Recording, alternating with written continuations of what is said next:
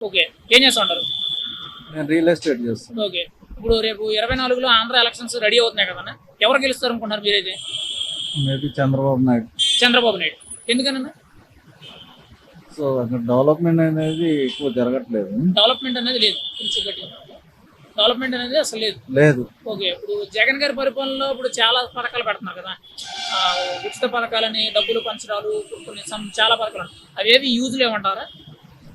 డబ్బులకి ఎవరికైనా పంచవచ్చు కానీ సంపాదించి పంచాలండి. ఓకే. సంపాదన లేకుండా పంచితే ఓకే. అది ఎప్పటికైనా దెబ్బే. ఇప్పుడు ఆంధ్రాలో అయితే జీరో డెవలప్‌మెంటా? లేకపోతే ఏమైనా జరిగిందని మీరు చెప్పగలరా? అసలు డెవలప్మెంట్ అనేది లేదు. పథకాలు మాత్రమే నడుస్తున్నాయి. ఓకే. ఓన్లీ సంక్షేమ పథకాలు అనేవే నడుస్తున్నాయి. డెవలప్‌మెంట్ అయితే జీరో.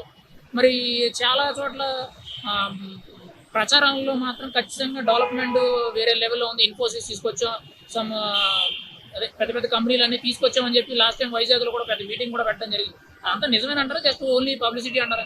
వస్తే ఉంటారు కదా పాపం అక్కడ. ఓకే. కంపెనీస్ వస్తే అక్కడే ఉంటాయి కదా, ఓకే. కన్స్ట్రక్షన్ జరగాలి కదా. అక్కడైతే ఏం కనిపించట్లేదు మరి. అక్కడ ఏం ఇన్వెంటరీ ఏం లేదు అక్కడ. హ్మ్. జస్ట్ ఏదో ఒక ఛాన్స్ అని ఇచ్చారు. ఓకే. ఏదో అది. ఏం లేదు. ఇప్పుడు ఆహ్, చంద్రబాబు గారు పవన్ కళ్యాణ్‌తో పొత్తు పెట్టుకున్నారు కదా! ఆ పొత్తు అనేది కరెక్ట్ అంటారా? పొత్తు రాజకీయంలో ఎవరైనా పెట్టుకోవచ్చు అండి. ఓకే. అది వాళ్ళ వ్యక్తిగతం. అది ఓకే. పొత్తు అయితే ఎవరైనా పెట్టుకోవచ్చు. అది కరెక్టే అంటారు. అది వాళ్ళ ఓకే. వ్యక్తిగతం. ఇప్పుడు అది పొత్తు పెట్టుకోవడం వల్ల చంద్రబాబు గారికి బెనిఫిట్టా? పవన్ కళ్యాణ్ గారికి బెనిఫిట్టా? ఇద్దరికి ప్లస్ అవుతుందండి. ఇద్దరికి ప్లస్. ఏ విధంగానండి? ఓట్లు చీలిపోకుండా ఎవరి ఓట్లు వాళ్ళకి ఓకే. అంటే ఇప్పుడు చాలా మంది ఏం చెప్తున్నారంటే పొత్తు పెట్టుకుంటే పవన్ కళ్యాణ్ కంటే చంద్రబాబు గారికి బెనిఫిట్ ఎక్కువ ఉంటది. ఎందుకంటే ఈసారి గాని టీడీపీ ఓడిపోతే ఇంకా టీడీపీ పార్టీ అనేది కనుమరుగైపోద్ది. ఇప్పుడు పవన్ కళ్యాణ్ గారిని పోటీ చేశాడు అనుకోండి. హ్మ్. సో పవన్ కళ్యాణ్ ఓట్లు టీడీపీకి పడవు కదా. ఓకే. అక్కడ 2000, 3000తో ఓట్లు ఓడిపోయిన రోజులు కూడా ఉన్నాయి. లాస్ట్ అవునవును. టైం ఓట్లయితే చీలిపోతాయి. చీలిపోతాయి. బట్ ఆ అంటే ఓట్లు కూడా పవన్ కళ్యాణ్ యాడైందనుకో అది ప్లస్ అవుతుంది. అవును. వీళ్ళకి సీట్లు 2000 పెరుగుతాయి. వచ్చినా గానీ ప్లస్ అవుతుంది కదా. అవును.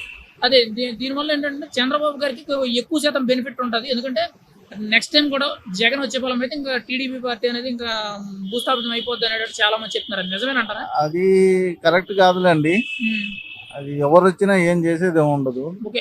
అంటే ఈ 5 సంవత్సరాల్లో టీడీపీ పార్టీ శ్రేణులు, ఎమ్మెల్యేలు గాని ఒక్కళ్ళు కూడా కనీసం పార్టీ పరంగా బయటకొచ్చి ఒక నోరు మాట్లాడే మనిషి లేరండి. ఇంతకుముందు ఫామ్‌లో ఉండేటప్పుడు బానే మాట్లాడేవారండి. కానీ ఈ 5 సంవత్సరాల్లో చాలా మంది నోరు అనేది కట్టేసుకున్నారండి. భయంతోనో మరి ఏంటనేది సెకండరీ విషయం అండి. అది నిజమేనంటారా? ఒకటండి, ఎవరి పాలసీస్ వాళ్ళు ఉన్నాయి. ఓకే. సో ఎవరి రాజకీయం వాళ్ళది. హ్మ్. ఇప్పుడు డెవలప్మెంట్ గురించి అడుగుతున్నారు కాబట్టి డెవలప్మెంట్ అయితే నిల్లు. డెవలప్‌మెంట్ అయితే నిల్లండి. నిల్లు ఓకే. పథకాలు అయితే ఫుల్. పథకాలైతే ఫుల్‌గా ఉన్నాయి గానీ డెవలప్‌మెంట్ అయితే నిల్ అంటారు. ఓకే. ఒకవేళ ఇప్పుడు టీడీపీ, జనసేన పొత్తయితే ఎన్ని సీట్లు గెలుస్తాయనుకుంటున్నారు మీరైతే? నా అంచనా ప్రకారం ఒక 120 వస్తాయి అనుకుంటా. 120. ఓకే. 120 సీట్స్. ఒకవేళ జగన్ గారు ఇప్పుడు 175 అని చెప్పి వై నాట్ 175 మళ్ళీ కమ్ అగైన్ అని చెప్పి ఏదో స్లోగన్ చెప్తున్నారు కదా! అది ఖచ్చితంగా మళ్ళీ 175 అనేది కరెక్ట్ కాదులేండి. ఓకే.